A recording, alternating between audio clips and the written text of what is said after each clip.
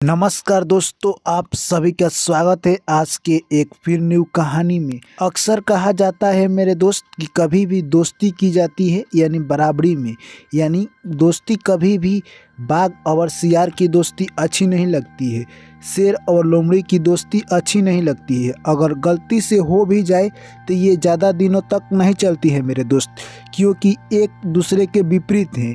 यानी शेर लोमड़ी को मारकर खाएगा ही खाएगा, तो ऐसी दोस्ती ज़िंदगी में कभी भी नहीं चलता है। तो हम इंसान को भी अपने दोस्ती में देखकर यानी कहे तो सोच समझकर दोस्ती करना चाहिए। इंसान को भी 5 ऐसे लोगों से बचना चाहिए जो कि उनकी ज़िंदगी में दोस्त की तरह आते हैं और उन्हें धोखा देकर चले जाते हैं। तो आखिर वो कौन से 5 लोग हैं, इस कहानी के माध्यम से जानेंगे। इसलिए दोस्तों आप लोग कहानी में अंत तक बने रहे। और जो भी साथी पहली बार चैनल पर आए हैं मेरे दोस्त, तो चैनल को सब्सक्राइब कर लीजिए। आपके एक सब्सक्राइब से हमें मोटिवेशन मिलता है और हम अगली कहानी लेकर आने को मजबूर हो जाते हैं। तो चलिए दोस्तों कहानी को शुरू करते हैं। आज की कहानी है मेरे दोस्त एक सियार और ऊंट की कहानी। जी हाँ दोस्तों, चलिए कहानी को शुरू करते हैं। एक बार की बात है, एक जंगल में बहुत सारे जानवर रहा करते थे, जिसमें सियार और ऊंट भी रहा करते थे। एक बार जंगल में भोजन का अकाल पड़ गया। जैसे ही जंगल में भोजन का अकाल पड़ा, सियार बहुत चतुर था। सियार सोचने लगा कि अब हमारा जीवन बहुत कष्टमय बीतेगा, यानी कहे तो अब हमें जंगल में भोजन नहीं मिलेगा, हमें इस जंगल से बाहर जाना ही होगा। यानी भोजन की तलाश में सियार जंगल से बाहर जाना चाहता था। उसे एक दिन पता चला कि इस जंगल से बाहर जैसे ही हम जाते हैं, एक नदी पार कर उस पार खरबूजा की खेती हुई है, यानी वहाँ पर बहुत सारा फल है जो कि खाने को हमें मिल जाएगा। यह बात सियार के दिमाग में आया। सियार सोचा कि आखिर मैं नदी कैसे पार कर सकता हूँ, क्योंकि नदी बहुत बड़ा है, मुझसे तो ये पार होगा नहीं। उसने सोचा कि इस जंगल में और कोई हमें जानवर दिखाई भी नहीं दे रहा है जो कि हमें नदी पार कराएगा। सियार एक चाल चला और ऊँट से दोस्ती कर ली। सियार ने अपने मन में एक प्लानिंग किया और ऊँट से अपना दोस्ताना बना लिया और कहने लगा कि हम दोनों आदमी इस नदी के पार करेंगे और उस पार जाकर तरबूजा खाकर मीठी मीठी आएंगे। यानी कहे तो सियार अपने आप में ही चतुर होते हैं। सियार ने ऊँट को अपने जाल में फंसा लिया और अगले दिन दोनों जैसे ही शाम हुआ, यानी तरबूज खाने के लिए नदी के उस पार चल दिए। जैसे ही दोनों नदी के पास गए, ऊँट जैसे ही नदी में घुसा, सियार ऊँट के पीठ पर बैठ गया और दोनों आसानी से नदी पार कर गए। नदी पार करके दोनों यानी जाकर तरबूज खाने लगे। दोनों तरबूज खाना शुरू किया। उतने में सियार बहुत जल्दी कहे तो यानी सियार 2-3 तरबूज खाया और उसका पेट भर गया। इतने में ऊँट काफ़ी बड़ा जानवर होता है, वो अभी खा ही रहा था। तब तक सियार बोलने लगा कि मुझे गाना गाने का मन कर रहा है। इतने में ऊँट कहने लगा कि है मेरे दोस्त, तुम गाना मत गाओ, नहीं तो इतने में खेत वाला आ जाएगा और हमारी पिटाई कर देगा। इतने में सियार कहने लगा, अब तो मेरा मन कर रहा है कि मैं गाना गाऊं, मुझसे अब रहा नहीं जा रहा है। ऊँट ने सियार से विनती किया।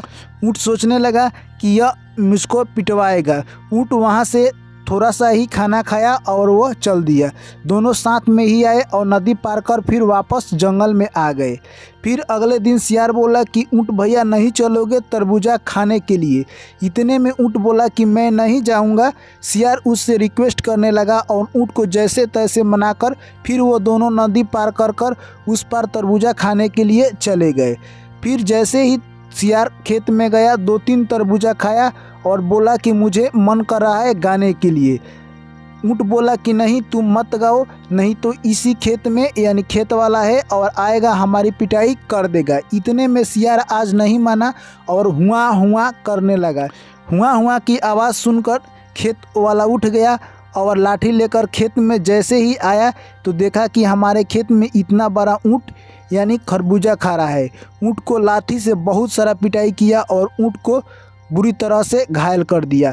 और सियार एक लती में छिपकर यह सब नज़ारा देख रहा था।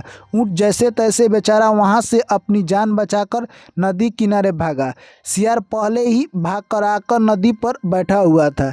जैसे ही सियार ने ऊँट को देखा कि ये नदी पर आ गया, पूछने लगा, क्या ऊँट भाई, किसान ने तुम्हें ज़्यादा पीट दिया है?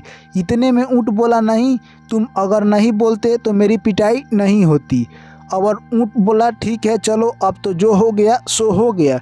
ऊँट मन ही मन गुस्सा में था। वो जैसे ही नदी में घुसा, सियार उसके पीठ पर बैठ गया और वो दोनों आसानी से नदी पार करने लगे।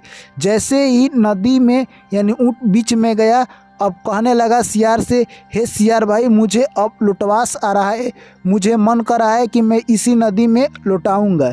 इतने में सियार कहा कि तुम अगर इस नदी में लौटाते हो तो मैं डूब जाऊंगा। सियार के कहने पर भी ऊँट नहीं माना और उसी नदी में लौटाने लगा। नदी का रफ्तार इतना तेज़ था कि सियार दहाकर पानी में चला गया और ऊँट धीरे धीरे निकल गया। तो दोस्तों, इस कहानी से हमें क्या सीख मिलती है कि कभी भी इंसान को दोस्ती करनी चाहिए तो अपनी बराबरी में करना चाहिए, न कि बाघ और बकरी का दोस्ती ज़्यादा देर तक नहीं टिकता। सियार और शेर का दोस्ती ज़्यादा देर तक नहीं टिकता, जैसे कि ऊँट और सियार की दोस्ती इतनी देर तक ही टिकी।